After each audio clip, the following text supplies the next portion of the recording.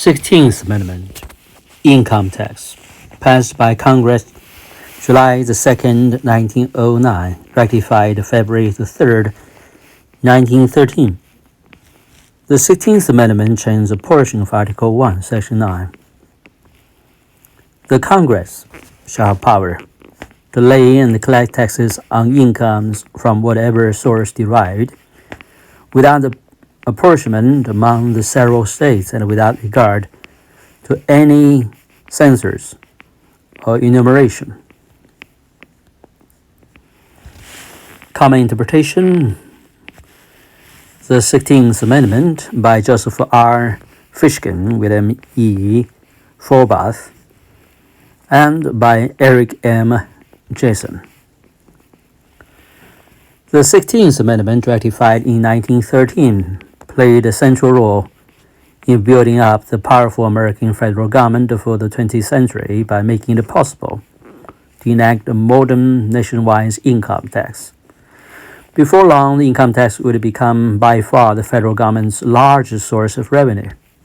This amendment was part of a wave of federal and state constitutional amendments championed by progressives in the early 20th century.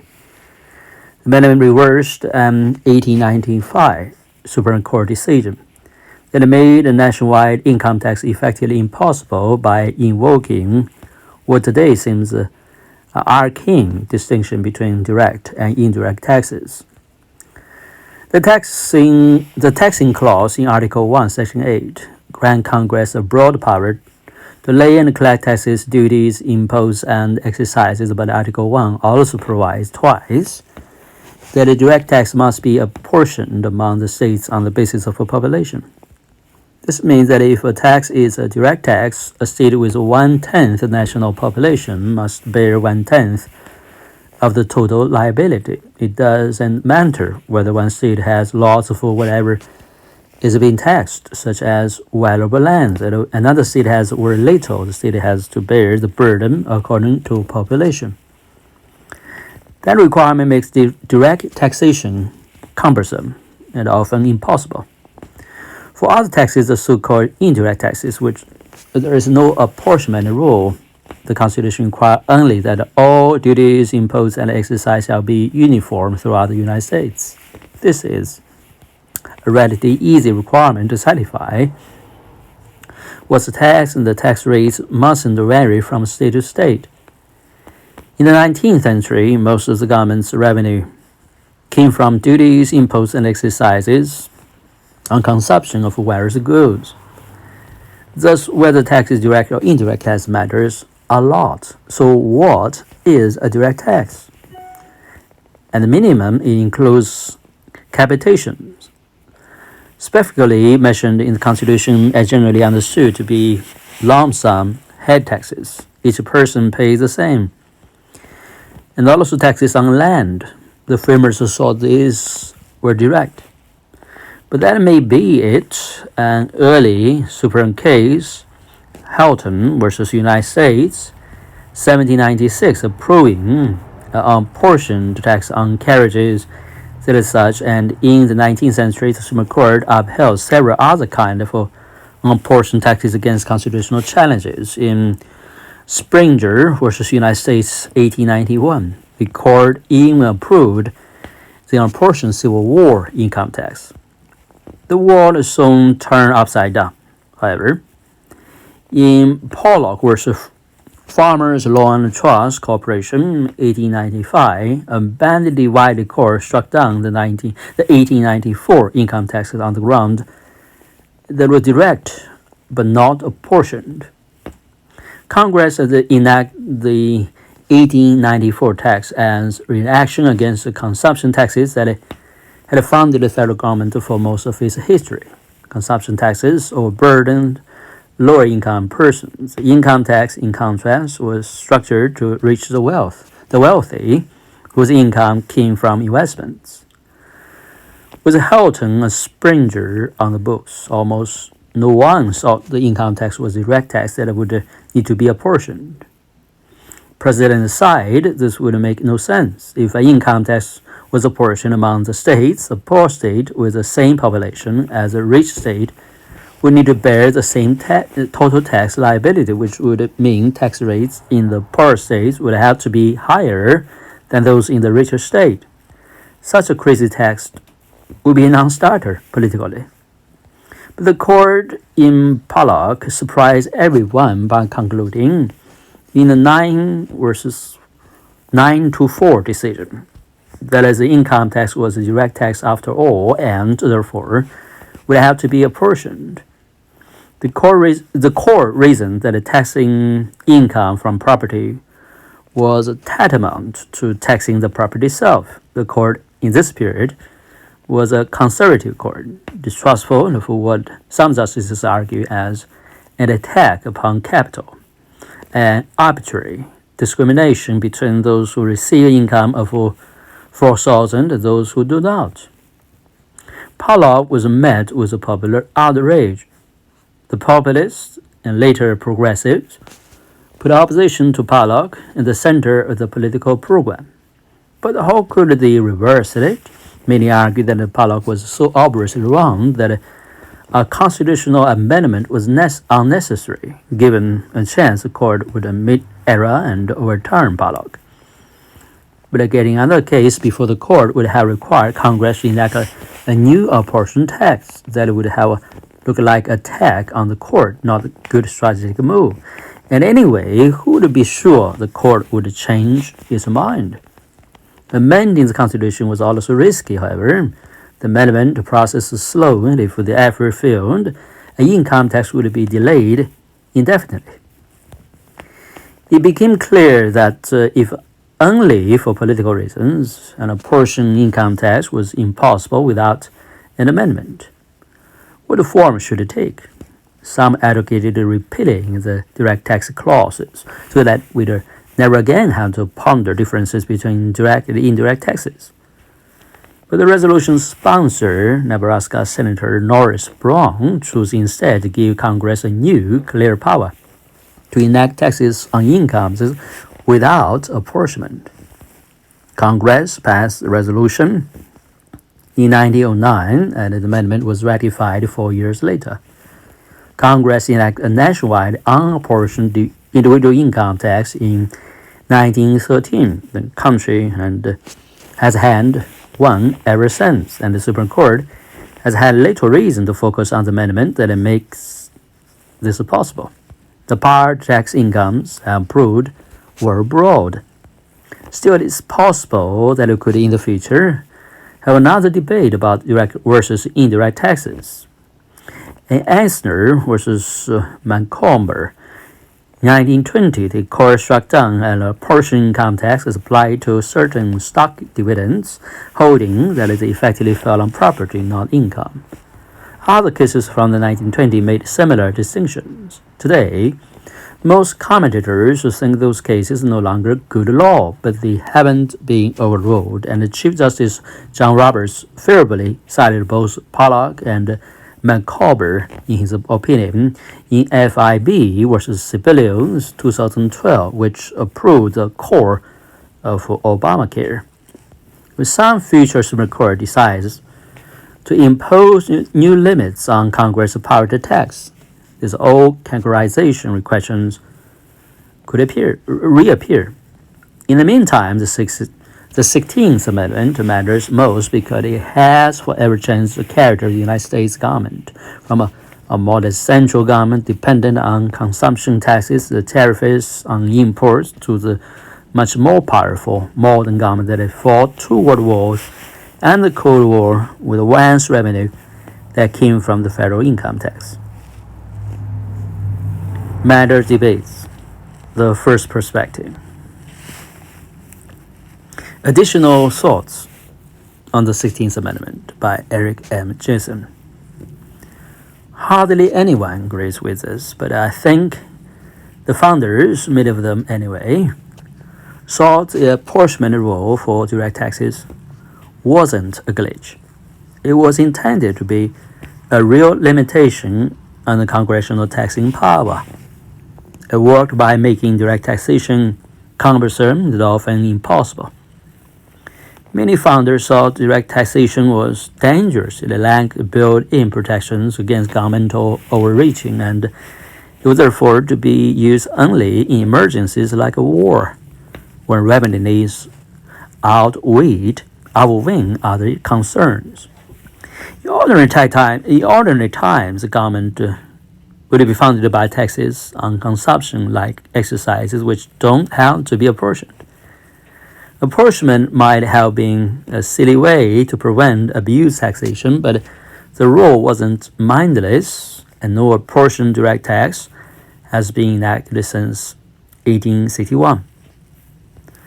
The 16th Amendment is often said to have given Congress the power to tax income, but the Congress always had that power. The question answered by the amendment was whether an income tax is a direct tax that has to be apportioned. An apportioned income tax would be absurd. One hopes Congress would never enact such a tax. The Supreme Court in Pollock versus Farmers Loan, the Trust Corporation, 1895, which struck down the apportioned 1894 income tax, had said the tax was direct and less insofar as the taxed income came from property. By making it clear that apportionment isn't required for the tax on incomes, however, the amendment made the modern apportioned income tax possible. That's why the amendment was and is so important. Pollock had been a surprise because the dictum in Houghton versus United States 1796 that the only direct taxes are capitations and land taxes had been accepted throughout most of the 19th century, but buried in its bombastic language, the Pollock majority actually did a nice job of tying its conclusion to Houghton. Taxes on income from property is equivalent to a tax on the property itself. The Pollock Court said that the unportioned Civil War income tax, upheld in Springer versus United States 1891. Large rich income from services, not property, as if that made a difference. The services of property distinction wasn't mentioned in Springer, but interpreting Springer in that way made it possible to strike down the 1894 tax while not repudiating precedent. Following or pretending to follow precedents often make it easier for the decision to gain acceptance, but that doesn't happen with the Pollock. Because of a held in the Springer, almost all commentators at the time thought Pollock was clearly wrong.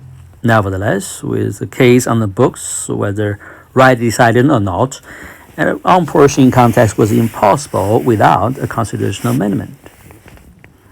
Also motivated by Pollock, the 16th Amendment was agnostic about the cases of rates. If Pollock was wrong, the amendment was illegal, superfluous.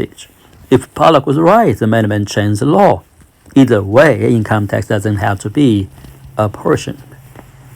But the amendment gives it a blessing only to taxes on incomes. It seems that a direct tax not on incomes is unaffected by the amendment and therefore probably politically impossible today. What direct taxes remain subject to apportionment? Some have argued that the amendment was intended to return us to the Houghton understanding that direct taxes includes at most capitations and land taxes. Maybe so, but that interpretation accepts the suspect notion that apportionment can't apply to forms of taxation unknown to the founders, a peculiar way to interpret a limitation on congressional power. In any event, the Supreme Court has had no recent occasion to focus on the amendment. The general scholarly understanding that the taxing power is so broad that the Congress sees taxes on income apportionment isn't required. But then we would permit Congress define the limits on its own power. And that concept conflicts with the old judicial decisions holding that for an apportioned tax to be protected by the amendment, it really must be on income. The eminent example is Eisner versus Mancoba, 1920, where the court struck down a apportioned income tax as applied to certain stock dividends. Although the income tax as whole was valid, it wasn't it was direct, but exempted from apportionment by the amendment. The court held that the tax on stock dividends effectively fell on property, not income. During the 1920s, the court repeatedly said that Congress could not circumvent apportionment by labeling a levy an income tax or hiding a non-income components within the income tax base. Rejecting though they are by most scholars today, those odd cases might still have a life. In Chief Justice Roberts' 2012 opinion in NFIB versus Sebelius 2012, upholding the Obamacare penalty for failure to acquire health insurance, both Pollack and McCarver was cited favorably. By citing Pollack, the court accepted the proposition that a tax on any property, including the income from that property, not just land, is direct. That was a slight but reasonable expansion of a Hilton. Interest on bonds should be treated as same as rents from land. And the citation to McCarver implied that the meaning of incomes may still matter. Tax isn't an income just because Congress says it is. But Chief Justice Roberts may not have been thinking about any of this. The citation to McCarver might just have been thrown away. And if the distinctions between direct and indirect taxes and between taxes on income and the other taxes retain constitutional significance, and I think they do, categorization issues have declined in importance because of the 16th Amendment. The unportioned individual income tax is such a cash cow that Congress has little incentive to enact potential questionable taxes, where classifying the tax as direct or indirect might be problematic, or to include something in the income tax base that might not be income. What risks reputation by the courts with so many constitutional safe revenue raisers available? The Congress does look to new sources in revenue, however, because for burgeoning budget deficit, the old imperative ensues may return. The amendment isn't of any historical significance. The other perspective. Congress has a broad power to tax by Joseph R. Fishkin and William E. Forboth. The Constitution does not exist in a vacuum. Sealed off from the court, the people who interpret it and reason from it over time. To really understand what the 16th Amendment is about, one needs to understand its context. The intense conflict in the late 19th and early 20th century over the future of the American economic system, a conflict that still echoes today. This was a period in American history in which powerful nation-spanning corporations first took control of a large swath of the national economy. Think of the railroads or monopolies like Standard Oil. These corporations were more powerful than state governments. The dynasties that owned them had great political clout and more concentrated wealth than Americans have ever seen.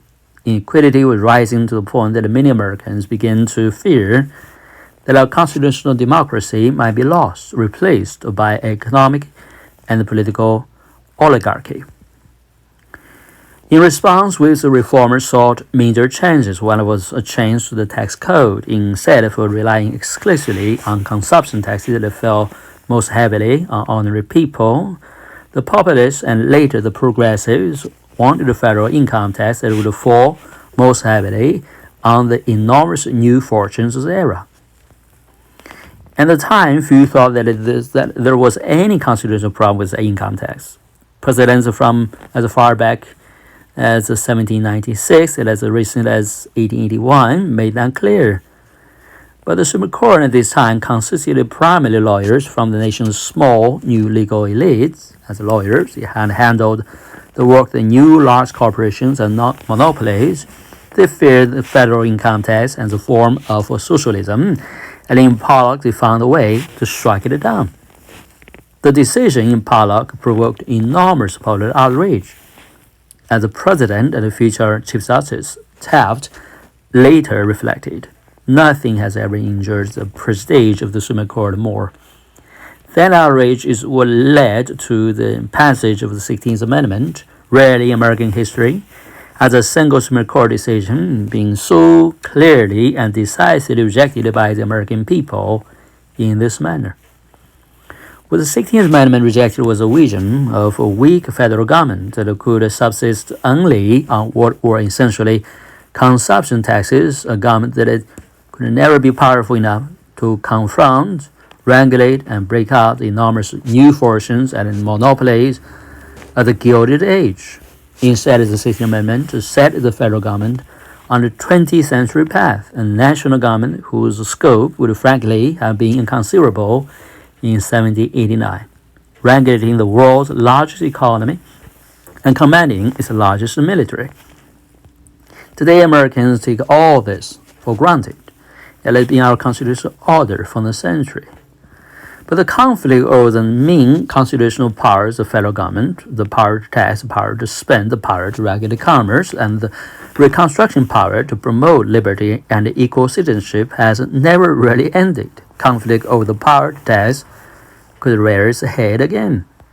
For instance, suppose that in response to rising level of economic inequality, Congress passed a tax on wealth.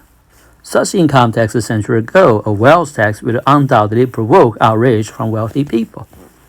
It would also undoubtedly provoke a lawsuit claiming the tax is a direct tax and therefore unconstitutional unless apportioned among the states. It has been apportioned since 1861. It makes absolutely no sense in terms of fairness or politics to apportion any tax other than a head tax. So requiring apportionment would mean Congress can't tax wealth. We think Americans, including but not limited to Supreme Court justices, ought to read the direct and indirect distinction more narrowly, as the court did for the first century of the nation's history, before its historical mistake in Pollock, which the people decisively repeated the 16th Amendment. In the 16th Amendment, the best way to understand the direct-indirect distinction today is that the only direct tax requiring apportionment is a head tax. It should be up to the people, through their representatives, to decide whether to impose any other tax, such as an income tax, wealth tax, a carbon tax, etc. Few people like being taxed, so the best check on excessive taxes is not lawsuits, but democracy. Why I read the direct-indirect distinction narrowly? The simplest and best reason is that this beautiful constitutional tax is a part of a 1789 compromise over slavery that Americans later decided to reject it on the battlefield of the Civil War. As Bruce Ankerman explains in the article Taxation of the Constitution, the original point, the apportionment rules for direct taxes was this: if the Southern states were going to get actual representatives and presidential votes because they're completely disenfranchised slaves, and those states should also pay actual taxes. The ratio would be the same, 3/5. Constitutional debate makes this clear. You can also see it in the text of the Constitution itself. It's the same sentence in Article 1, Section 2, Clause 3, apportion both representatives and direct taxes all according to the whole number of the free persons and the 3/5 of all other persons, that is slaves, in each state. So to summarize, for the century after 1789, the court read the limitation on direct taxes were narrowly in the middle of the period, in limited slavery, and with it, it's a point the original apportionment compromise. Nevertheless, in Pollock, 5 justices made the ill-advised decision to revise and expand direct taxes apportionment rule in an effort to hobble the modern progressive state. This failed. Through the 16th Amendment, the people reversed the court. Other few things the other way in the 1920s, such as Ansler versus McCober, the Supreme Court has come to accept that after the 16th Amendment, the federal government is no longer hobbled by any far-reaching direct tax rule. That is how it ought to stay. Still, in constitutional politics, old ideas, even bad ideas, have a way of coming back around again. We agree with Professor Jensen that we may not yet have seen the last claims arguing, Pollock style, the direct apportionment clause blocks the federal government from enacting some future tax